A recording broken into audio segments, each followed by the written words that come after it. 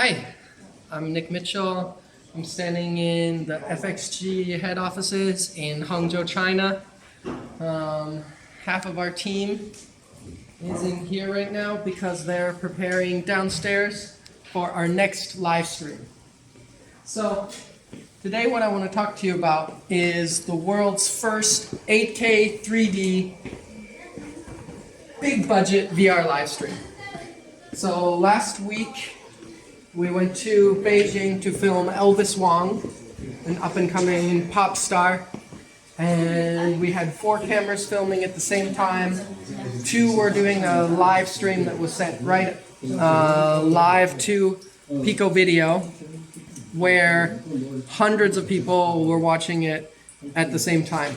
I want to do a little point. You can see here, team is preparing for our next live stream where we're going to have 8 cameras set up with at least 4 live streams that are all going to be sent directly into the Pico app. Here we have the FM Duo. So it films in 12K, full frame CMOS sensors, and we filmed in 12K and downgraded to an 8K stream that was sent directly up to Pico. And then Pico put it down into their app. Their app is awesome. What they have is a social kind of room constructed because the video is 180 VR. So they have a room set up, and depending on your distance to the front, it will switch from a close camera angle to a farther camera angle. So the VR video is only 3'd off, but because in the virtual scene, when you come up close to the edge of where the virtual kind of audience platform is, then it switches to a really close angle that's about 1.5 meters away from Elvis Wang, the singer. And then when you move back in the virtual space to the back of the room, then it switches to another camera angle that's about 6 or 7 meters away. So you have that feeling actually in the virtual social VR or metaverse space. As you get closer, you actually get closer to the action, to the star that you're seeing, and as you move farther away in the virtual space, your view gets farther.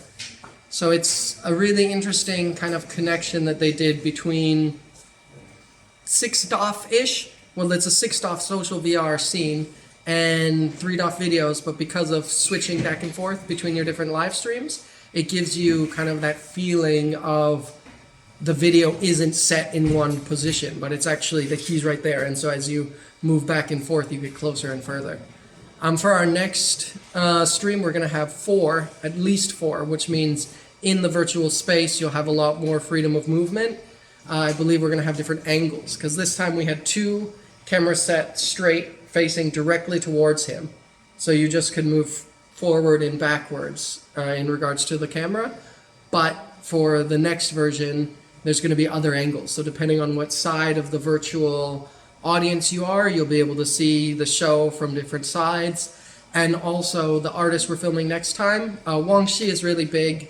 He has millions of fans around China, but our next artist is a huge legend of rock.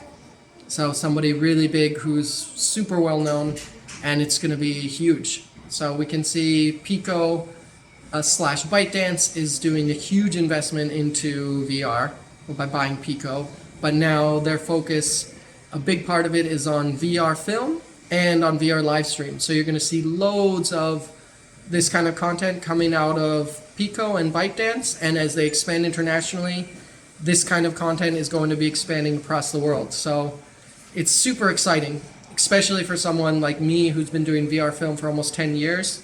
I remember originally nobody would even let me film, and then people would let me experiment with it. So I'd go to a concert and I'd have one camera and I'd try to put it somewhere, and I'd get yelled at by whoever's the stage manager or the audience or somebody else because I was blocking views or blocking their traditional cameras. It slowly changed where they let me go up front and they let me have a good space, like what we did with filming Street Dance of China. We're able to be in front of all the other cameras on the edge of the stage, but then to see the Elvis Wang performance where VR was a core part of it, though they still had an audience, but VR was super important, and to the next show that we're going to make, and future shows where it's actually made 100% for VR. But even with Elvis Wang, he would look at the camera, he would chat with the camera, and Pico's adding interactions between people who are in the social VR app. You can send emojis and you can send messages that the artist will be able to see.